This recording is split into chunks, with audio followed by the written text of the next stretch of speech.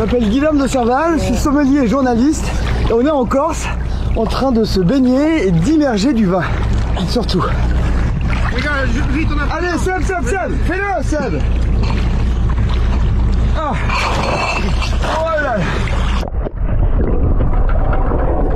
Pendant ce temps-là, quelque part en Corse, Guilherme et Sébastien sont en train d'immerger 288 bouteilles de vin à 35 mètres de profondeur, une technique qui est expérimentée par des vignerons français depuis les années 90.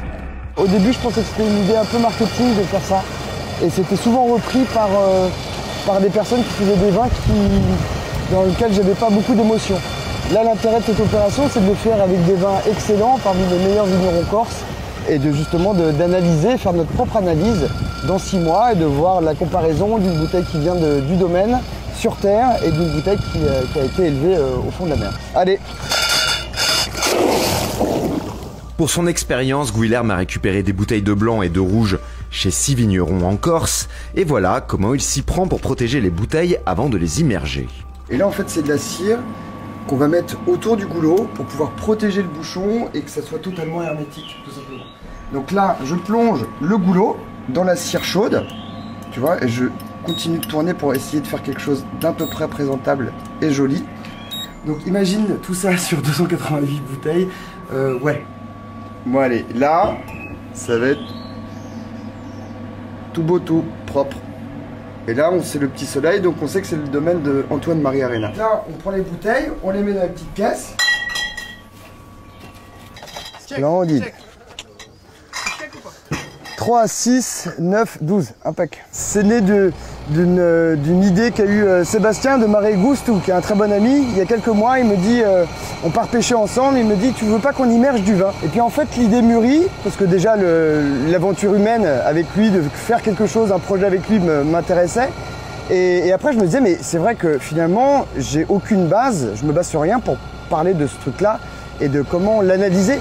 Et amoureux du vin que je suis, a envie de comprendre l'impact que peut avoir 100% d'hygrométrie, 4,4 bars de pression à 34 mètres de profondeur.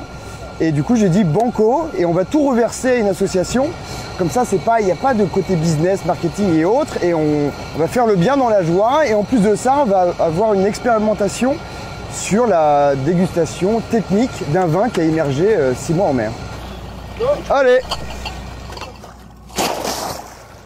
Et allez, c'est une zone, ça s'appelle AOT. On a une autorisation d'occupation temporaire. On loue un espace marin de 20 mètres carrés. Et là en bas, il y a un plongeur, comment ça se passe? Ouais, il y a un plongeur, c'est Stéphane le plongeur, qui réceptionne, qui a l'habitude de plonger aussi profond et puis qui réceptionne tout ça. Donc on a une véritable cave, mais qui est sous l'eau. Et on accentue le phénomène de cave avec la pression, qui donne au vin une autre saveur. C'est pas un vieillissement, c'est une modification du vin. Aucune étude scientifique n'a pour l'instant mesuré les conséquences de cette technique sur le vin. Plusieurs vignerons affirment que la faible luminosité, la pression et la température au fond de la mer modifient le goût et la qualité du vin. Les bouteilles immergées par Guilherme et Sébastien vont rester 6 mois sous l'eau. Elles seront ensuite vendues au profit de l'association environnementale Mare Vivu qui lutte pour la protection du littoral corse.